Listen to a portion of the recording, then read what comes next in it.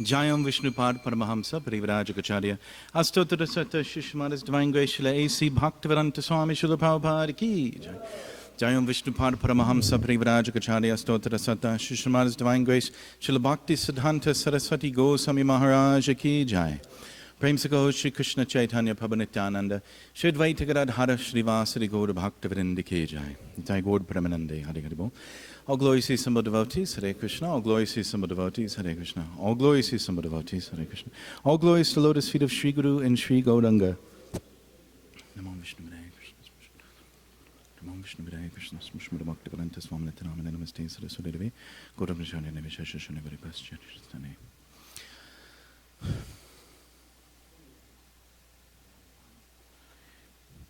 So today we'll be speaking from the Srimad Bhagavatam, 10th canto, chapter 1, text 49 through 50, and also we'll be doing text 51 as well. Okay, so we're just going to be chanting text 49 together. Pradaye mrityave putran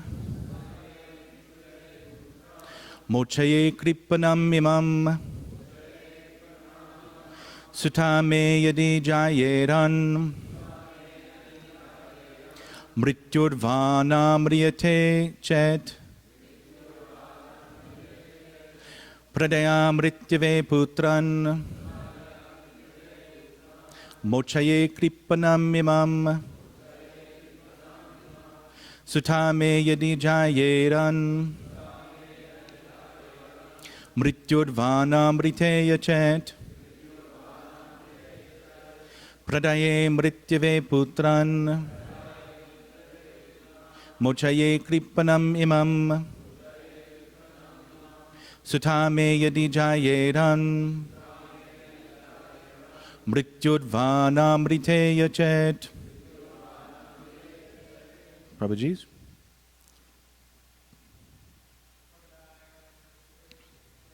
Pranaya mrityave putran mochaye kripanam imam sutame yadi jayeran mrityurvana mriyeta chet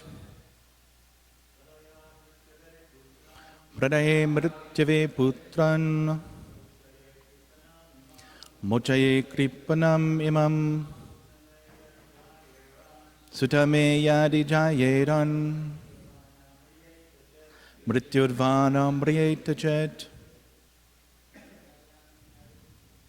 Pradaye mritrave putran mochaye kripanam imam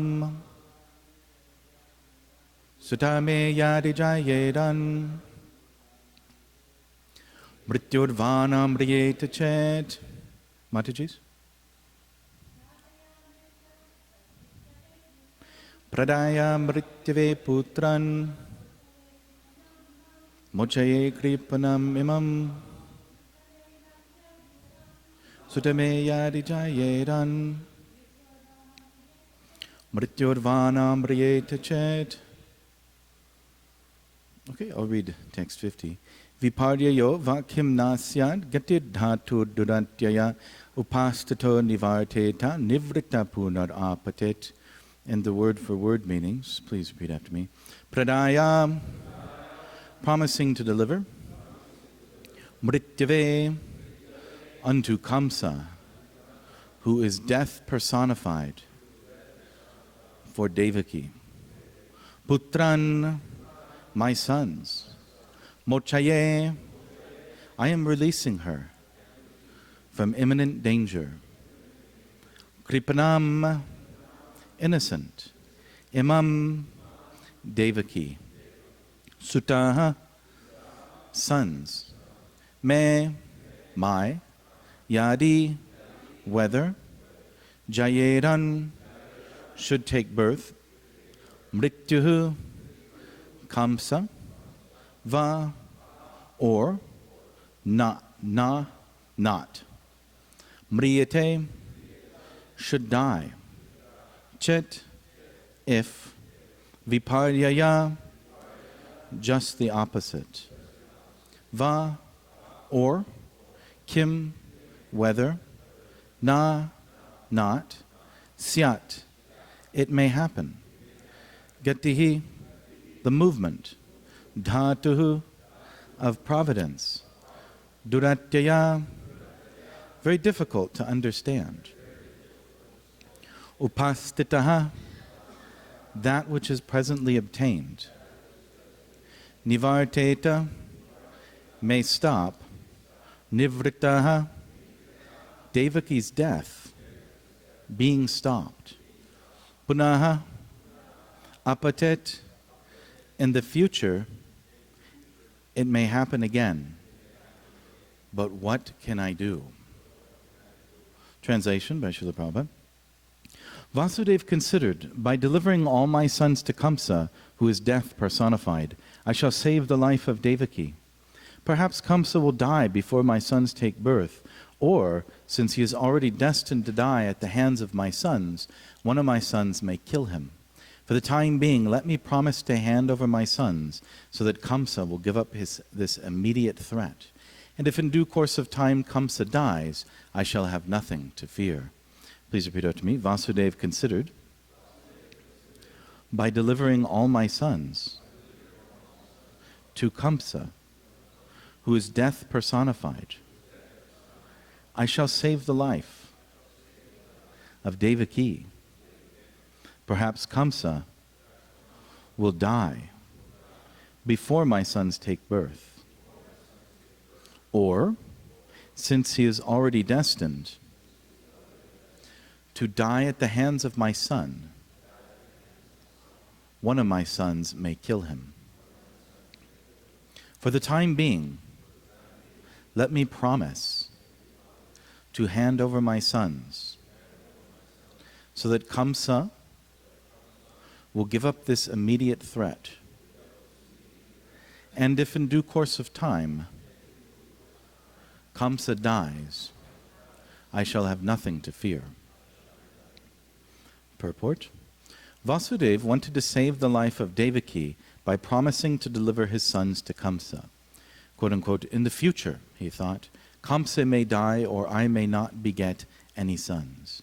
Even if a son is born and I deliver him to Kamsa, Kamsa may die at his hands, for by providence anything could happen. It is very difficult to understand how things are managed by providence. Thus Vasudeva decided that if he would promise to deliver his sons to the hands of Kamsa in order to save Devaki from the imminent danger of death. Now I'll quickly read text 51. Agner yata dadu viyoga yoga yor adrishtato nyan na nimitan asti evam hi jantur api dur vibhavyaha sharira sangyoga viyoga hetuhu. When a fire, for some unseen reason, leaps over one piece of wood and sets fire to the next, the reason is destiny. Similarly, when a living being accepts one kind of body and leaves aside another, there is no other reason than unseen destiny. Purport. When there is a fire in a village, the fire sometimes jumps over one house and burns another. Similarly, when there is a forest fire, the fire sometimes jumps over one tree and catches another. Why this happens, no one can say. One may set forth some imaginary reason why the nearest tree or house did not catch fire, whereas a tree or house in a distant place did. But actually, the reason is destiny. This reason also applies to the transmigration of the soul, by which a prime minister in one life may become a dog in the next. The work of unseen destiny cannot be ascertained by practical experimental knowledge, and therefore one must be satisfied by reasoning that everything is done by supreme providence. Oma gyandhimidandhasya gananjana shalakaya chakshudunmeditam yena tasmai Shri Gurave Namaha Shri Chaitanya Manobhishtam Stapitam Yena Bhutale Swayam Rupakadamayham Dadati Swapadantikam Vandeham Shiguro Shuta Padakamalam Shrigurun Vaishnavamscha Shri Rupam Sagrajatam Saganarangatan Vitam Tam Sajivam Sadvaitam Savadhutam Parijana Sahitam Krishna Chaitanya Devam Shri Radha Krishna Padan Saganalalata Shri Vashakan Vitamscha Hey Krishna Kuruna Sando Dinabandhu Jagatpate Gopesha Gopika Kanta Radha Kanta Namostite Tapta Kanchana Gaudangi Radhe Brindavaneshwari Vrishabhanu Sute Devi Pranamami Hari Priye Vanchakalpadurubhyascha Kripa Sindhubhya Evacha Patitanam Bhavanebhyo Vaishnavebhyo Namo Namaha Jai Shri Krishna Chaitanya Prabhu Nityananda Shri Advaita Gadadhara Shri Vasari Gaura Bhakta Vrinda Hare Krishna Krishna Krishna Hare Hare Hare Rama Rama Rama Hare Hare. So we see this pastime. Vasudeva is such a wonderful personality. Vasudeva and Devaki are pure devotees of Krishna. In fact, this is the third time Krishna has become their child. Previously, Vasudeva and Devaki were known as Prishni and Sutapa, right?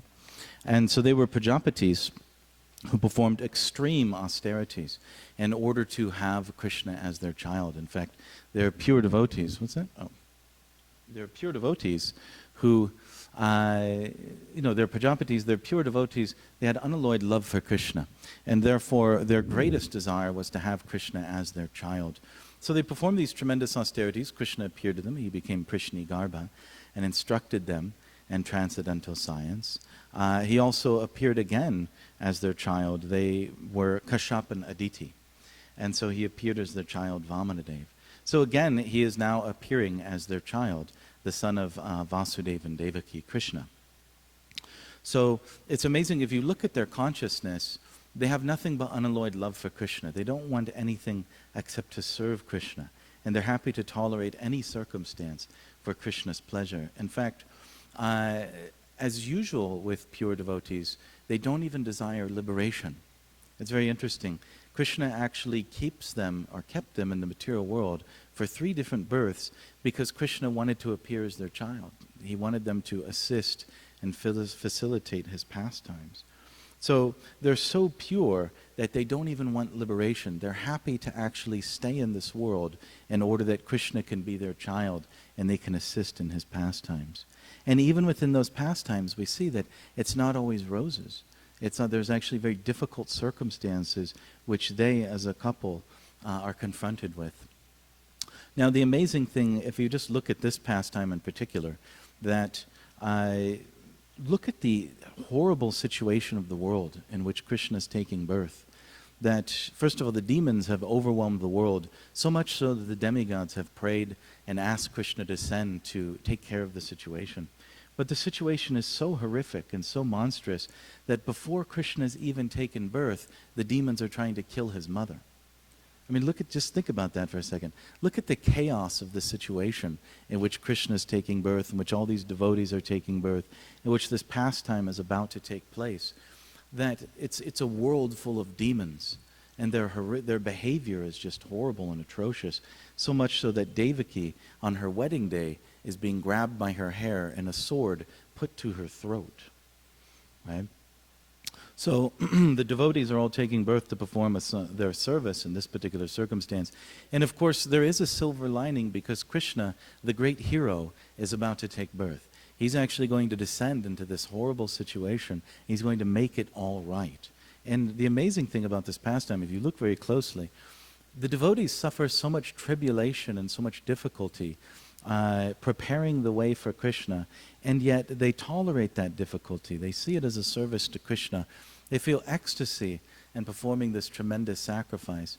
And then ultimately, they're fully confident that when Krishna appears, he'll set everything right. So there's this amazing consciousness which the devotees have.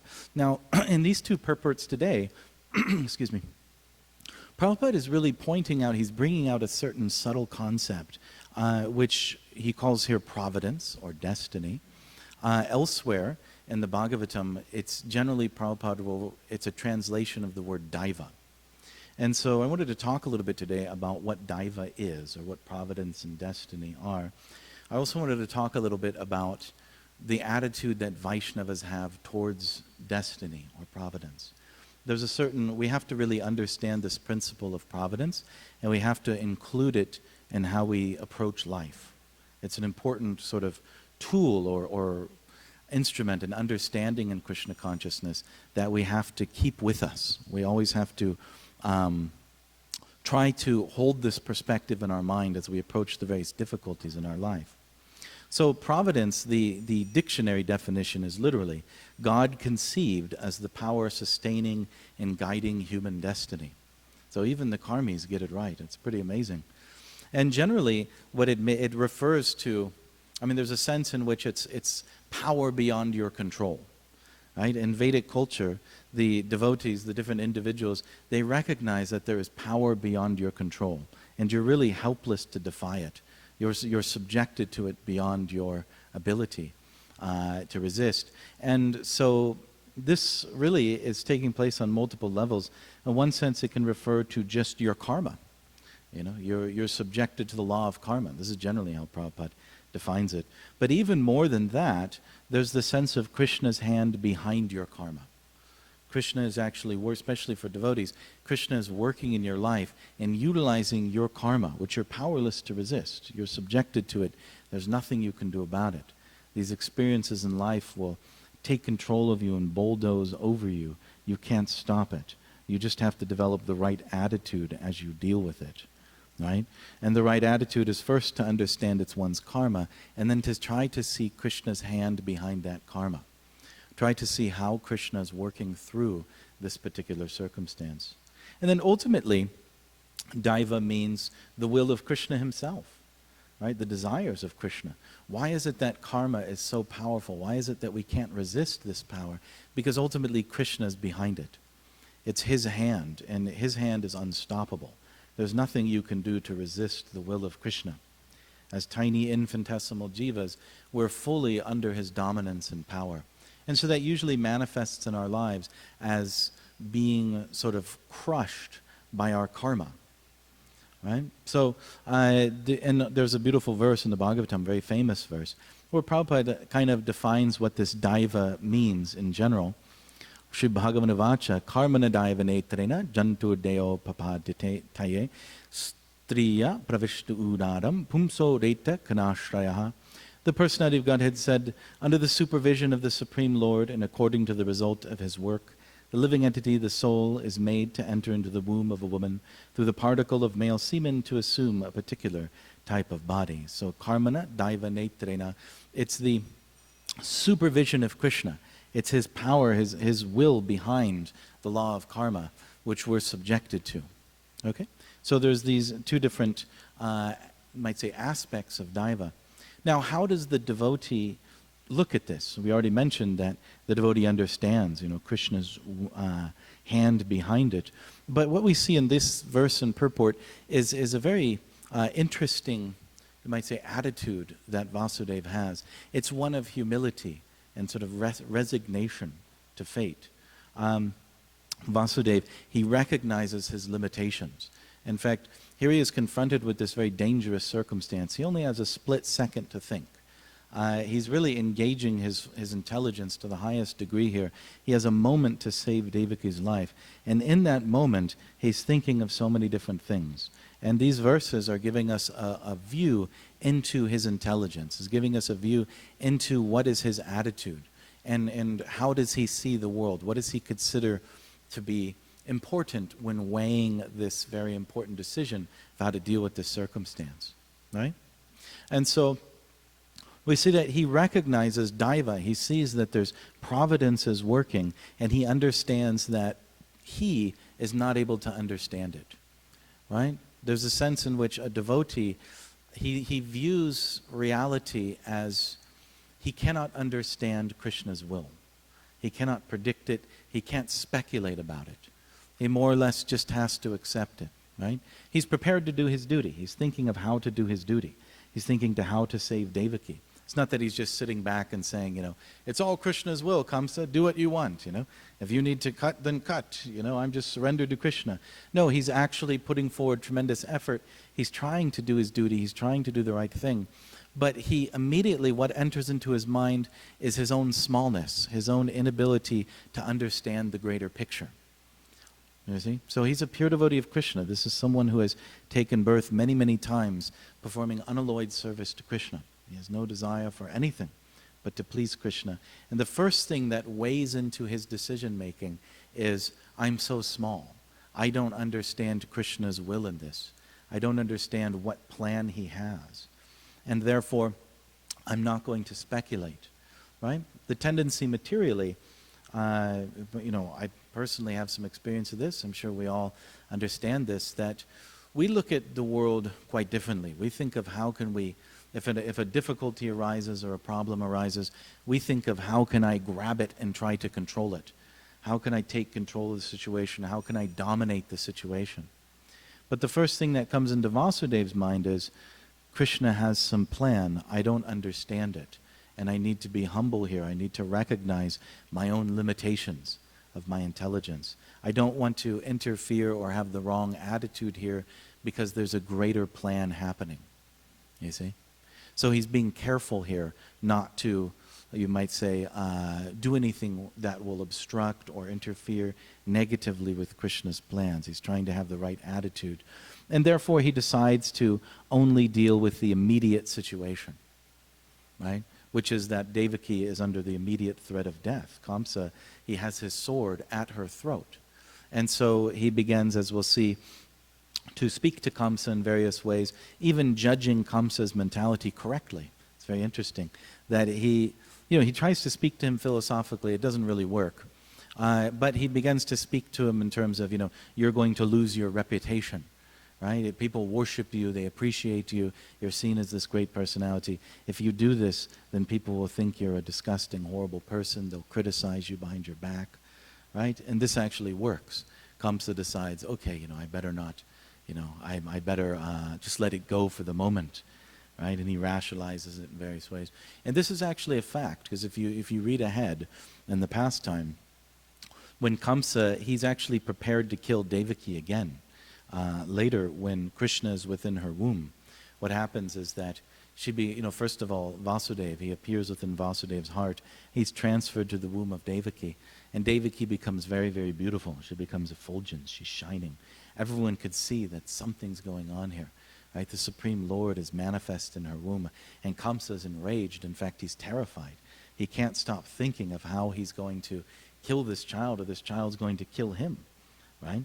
And he becomes obsessed. He's actually almost like a pure devotee. He's thinking of Krishna constantly, except it's unfavorably. It's in the wrong attitude.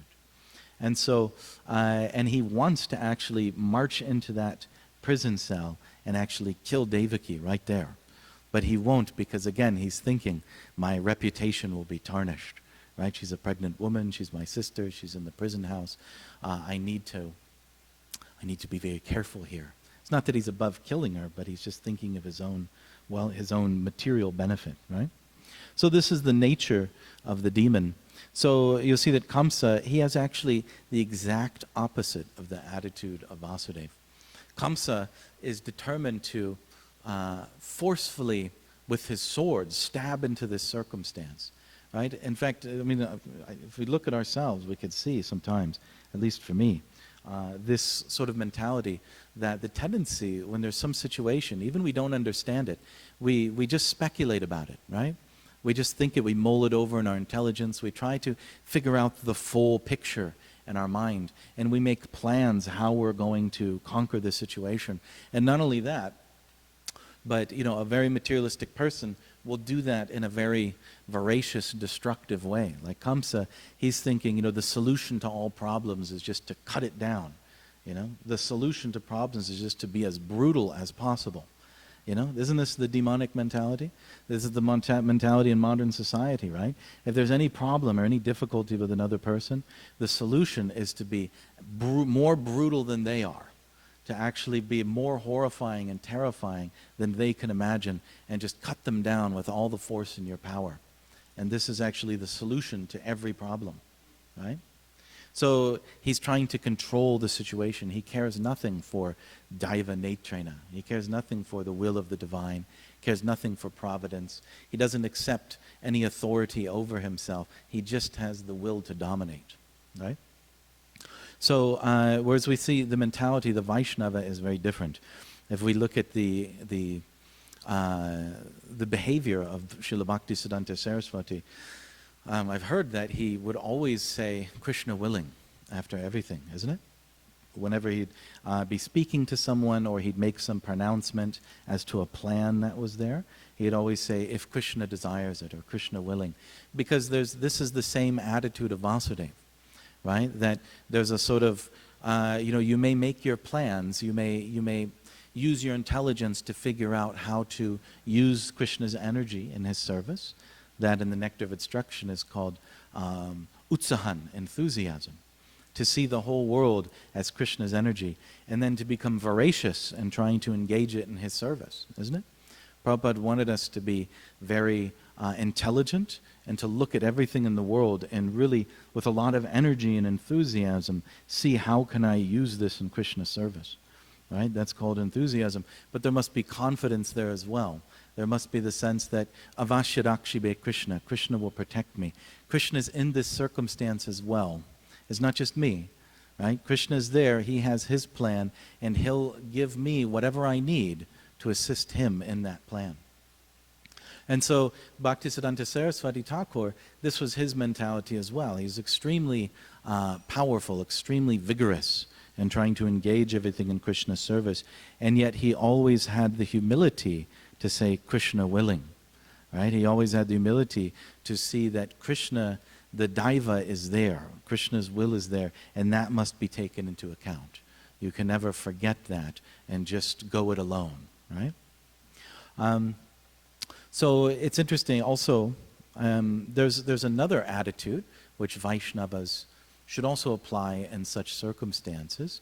We see this in the story of Suyajna, which is actually told by Hiranyakashipu. There was Yamaraj himself when Suyajna, this king, was killed on the battlefield, and all of his wives and family members came out to the battlefield, and they were all lamenting. And then Yamaraj took the form of a little boy, and he came and instructed them. There's a whole section in the Bhagavatam where this is told. And Yamaraj is essentially giving them spiritual knowledge and telling them that because of providence, because of this Daiva, this is actually, more powerful than you. There's nothing you can do to stop this.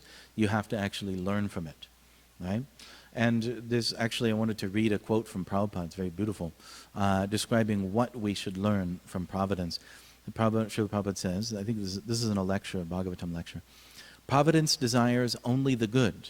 The living entity in this material world, due to the improper utilization of his will, he's in this material world. Because the living entity wants to enjoy this material world, God is so kind that he gives him facilities and directions. So is the super soul. We know from the Bhagavad Gita, Krishna is there giving knowledge, remembrance, forgetfulness. When a child wants to play in a certain way, he is guided by some nurse or servant hired by the parents. Our position is something like that. We have given up the company of God to come to this material world to enjoy ourselves. So God has allowed us to come here saying, all right, enjoy this experience. And when you understand that this material enjoyment is ultimately frustrating, you can come back. So it's interesting because Krishna is instructing us in multiple ways. He's instructing us through the Shastra. He instructs us through the Guru. He instructs us through the sadhus. But then he's also indirectly instructing us through the material energy. And so we have to, not only do we have to see the will of Krishna behind our karma or behind the situations we face in life, but we also have to look at them from another perspective, which is to learn from them that material existence is frustrating, right? All of us here, every single one of us in this room, will experience or is experiencing very difficult, frustrating situations.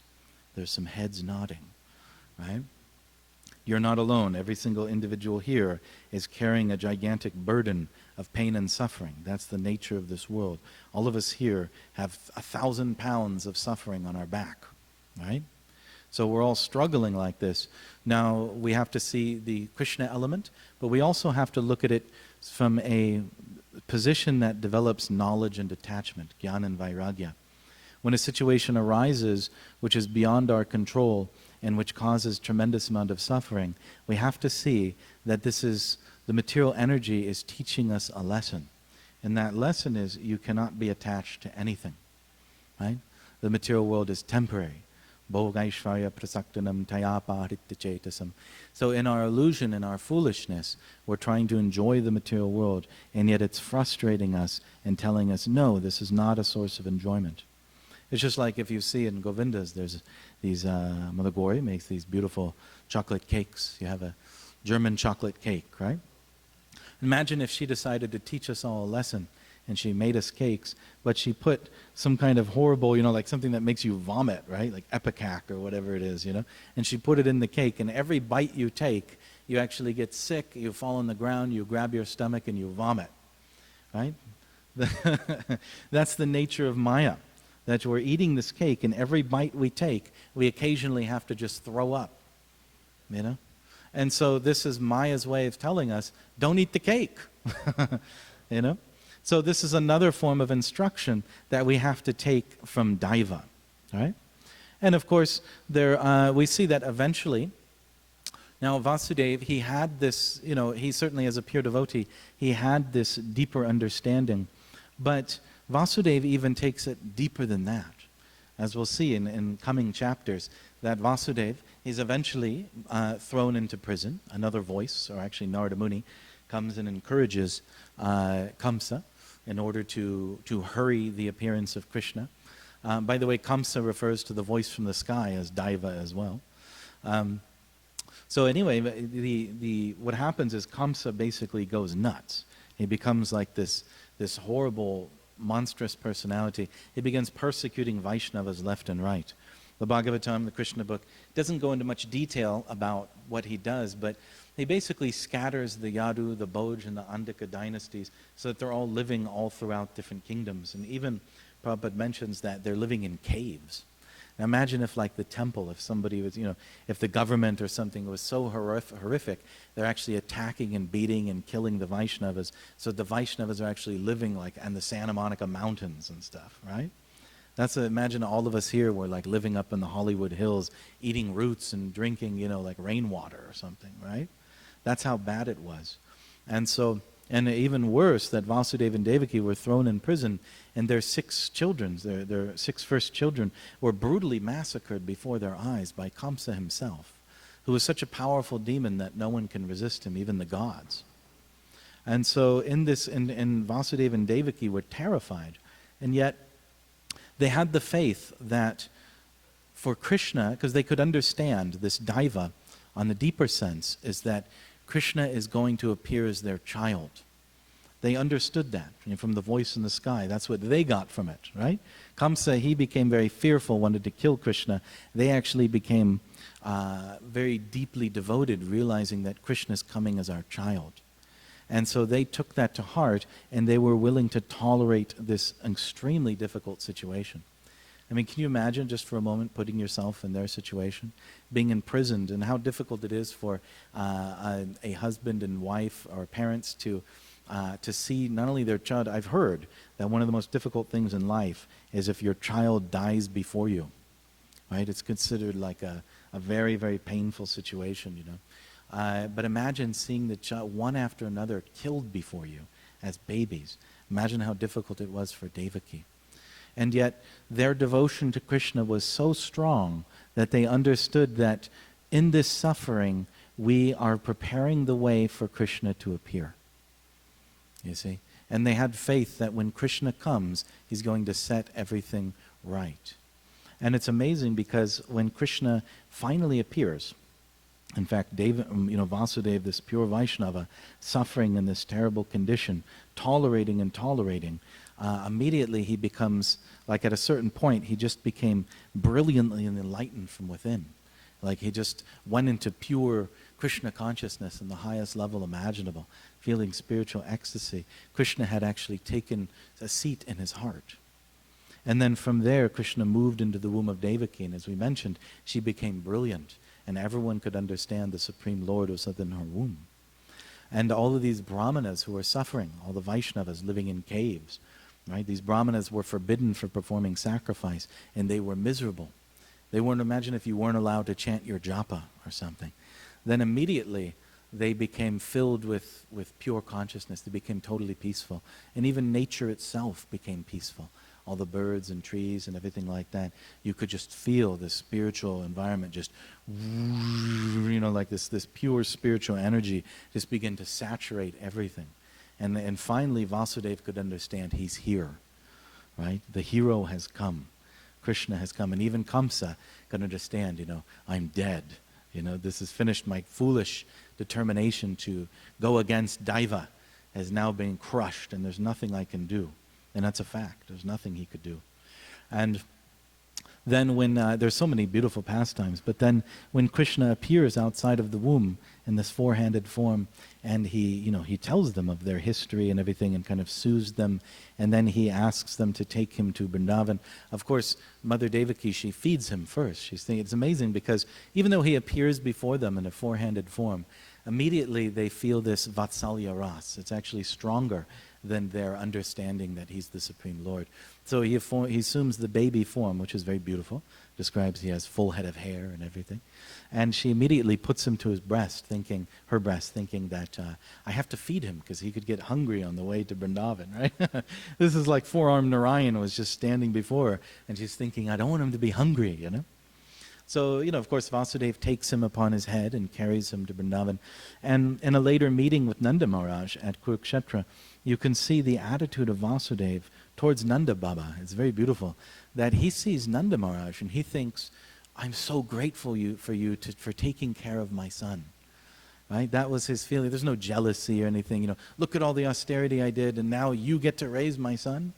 No, he was thinking, my son, you've done so much for us. Right? My beautiful little boy and, myself and Devaki, we're so grateful for everything you've done for him. Right? So wonderful. And then, of course, we see that Krishna does make everything right. He fully satisfies Vasudeva and Devaki. And in the end, he even travels to the abode of Bali and takes the 6 sons that were killed. They were actually great, describes in the Krishna book.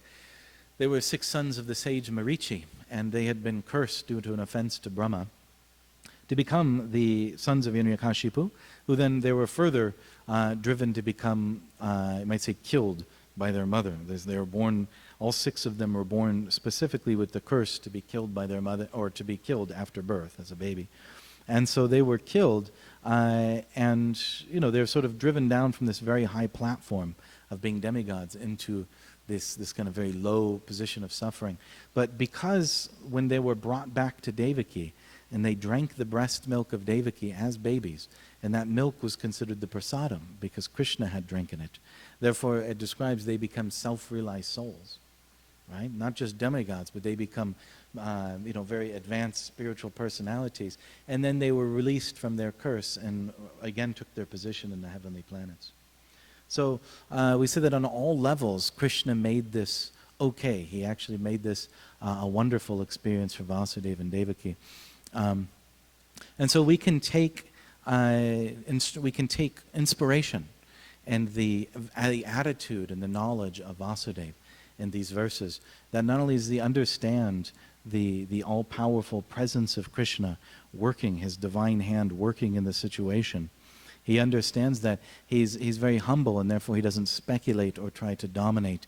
He merely deals with what he can accomplish at the moment and performing his duty. And then we also see in his consciousness this sense of total devotion and self-surrender and willingness to tolerate anything in the service of Krishna. I just want to end with one beautiful verse here from Bhaktivinoda Thakur, which really nicely shows this consciousness. Tumara sevaya dukkha hoya jato se oto paramasuka seva sukha dukkha paramasampad nasaya avidya dukkha. Troubles encountered in your service shall be the cause of great happiness. For in your devotional service, joy and sorrow are equally great riches. Both destroy the misery of ignorance. This is from Sharanagati, the Atmanivedana section. So we see that Vasudeva and Devaki have this mood of Atmanivedana. that they accept whatever sorrows that are coming upon them and whatever joys as simply service to Krishna. And therefore they're willing to tolerate anything to give Krishna pleasure. And so we can see this is a tremendous and extremely deep expression of pure unalloyed devotion. And thank you very much. Any comments or questions? Yes, Prabhu?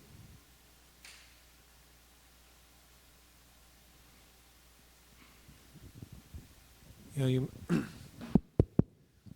mentioned how after Krishna was born that Devaki wanted to feed Krishna. So where is that mentioned exactly? Wanted to feed Krishna? It's mentioned in Krishna book. Okay, thank you. Okay, thank you very much. All glories Prabhupada.